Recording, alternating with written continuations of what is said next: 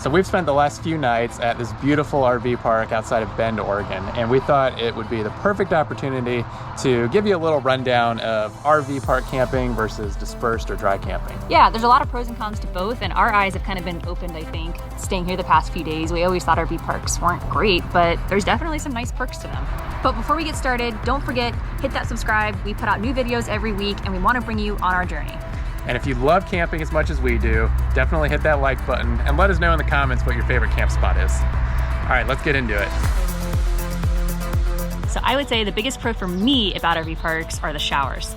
I love taking a super long, hot, water running the whole time shower, and you can do that here. We don't do that in our camper usually when we're dispersed camping because we're on limited water, so this is a real treat. Something that's great about RV parks is you know that you're going to be able to get in no matter how big your rig is. You've pretty much got guaranteed accessibility. You know the roads are going to be smooth. So whether you've got a little 20-foot trailer or a 40-foot bus, you'll have a spot. And there's no washboarded roads, which are always nice. No washboarded roads. And that's not to say that the roads are always bad going to either a dry campground or dispersed camping, but it's just a little more variable, and it's good to have that peace of mind when you're rolling in somewhere that you're just not gonna have to worry about it. And behind us, we have the pool, which is awesome, especially when you get stuck in the record-breaking heat wave in Oregon. Yeah, and don't forget the mini golf. Oh yeah. Just wait for it. Oh yeah, there's that weekend traffic. It's really loud here. Yeah, I heard this sleeping last night. Something really awesome about RV parks that I actually kind of like are the hookups. So we normally dry camp, but having a hookup's pretty sweet. You could run the water, not have to worry about that, and then literally run any appliance. I was running my vacuum, my Instant Pot, and a couple other things all at the same time, and we were good to go, which is pretty nice. Don't forget about the AC. Okay, yeah, the AC, I mean, my philosophy is if it's too hot to be outside comfortably, we shouldn't be camping there, but this is a weird circumstance that we got caught in this heat wave with our dog in the bed, so having the AC was pretty awesome. I love it, I don't know, kind of weird that I said all that. So although you're close to people, it can be good and bad. I really like meeting people in campgrounds, and when you're kind of tight next to each other, it's kind of hard to not say hi. So you inevitably do end up meeting people, having nice conversations, and maybe even having a beer together. This place is so cool. They pick up your trash for you at the end of your campsite. And then it disappears, I don't know. And what's one of the best things about RV parks? Laundry on site. Think of it as the difference between having an apartment building with laundry downstairs versus having to go somewhere else in town to get your laundry done. Just adds a ton of convenience to have that on site. So that's RV parks, and we're supposed to be out of here in less than an hour, so we're gonna start packing up and we'll see you in Colorado. All right, well, we are here now in beautiful, if slightly smoky, Crested Butte, Colorado. Yeah, we keep getting followed by the smoke, but yeah, we're in Crested Butte at one of our favorite dispersed spots, pretty much of all time. So now we're gonna talk about why we like dispersed camping so much and some of the downsides. Yeah, and you might be able to hear one of those right now. This guy over here turned his generator on at 7. Not even 7. It was in the 6s. It was in the 6s this morning. And it's now almost 5 o'clock. So he's been running his generator for 11 hours. He's not even here. I don't understand. We are very confused by that. But that is one of the few downsides of dispersed camping. You sometimes just have the neighbors with the generator that runs all day because there are no hookups. Or regulations, or camp hosts. Yeah, so yeah, no quiet hours. Yeah, no quiet hours.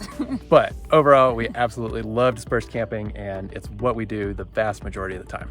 Being the family cheapskate, my favorite part about boondocking / dispersed camping is it's normally free or very, very cheap. Before going full time, we actually ran a spreadsheet and we're accounting to spend between $30 and $50 a night in campgrounds with hookups. And being able to disperse camp pretty much for free all the time has really drastically cut our living expenses down, where we can use that money to do other things. A long time ago, before we actually moved out west, we took a huge car camping trip in our old clapped out Suburban, and we were tent camping and always looking for free spots. And it used to be really hard to find good camping spots. So now, however, what we use is campendium.com or the Campendium app. You can pay $20 for a premium version, which we do for the cell coverage feature, but it's totally free if you're just looking for free campsites. It's pretty much like Google reviews for campsites all across the country. It's a fantastic resource. We love it, and that's usually what we use to find free campsites like the one we're in right now. One of the best things about boondocking is you're just in the middle of nature. The other day we saw this deer galloping through the field behind us. We see hummingbirds every day. It's really wonderful, and that's something that you don't often see at an RV park. And on top of that, it's usually really quiet, other than Generator Jerry over here. This has been an amazingly beautiful site where we just get to listen to the sounds of nature all day long. And so whether you're just hanging out or getting work done, that's a really nice way to spend your day. You've got a lot more space between you and your neighbors out here. You've got beautiful sunsets, sunrises. The dark night sky is amazing for star watching. It's just beautiful. So if you're looking to really get out there in your camper and experience nature, dispersed camping is probably what you're looking for. Additionally, the kind of people you meet when you're dispersed camping or boondocking tend to be a little bit more on the adventurous side, which we really resonate with. We've met some really amazing people when we've been out boondocking. In fact, some lifelong friends who we continually meet up with down the road. What I think is really interesting sometimes with dispersed spots is you're not necessarily in a contained campground where you're renting a particular pad or picnic table. It's kind of all communal property that you're camped on. And so it breaks the barriers down, and people seem to be a lot more friendly and willing to just walk around and meet each other, have a beer together, and maybe even hang out and cook dinner or go for a hike.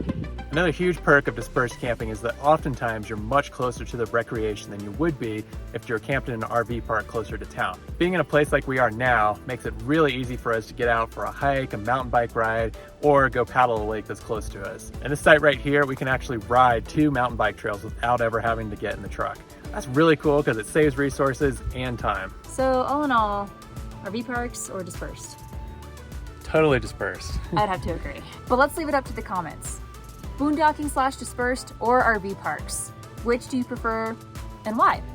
Yeah, let us know, and thanks again for watching, and we'll see you next time. Or RV parks? Where do you prefer to camp?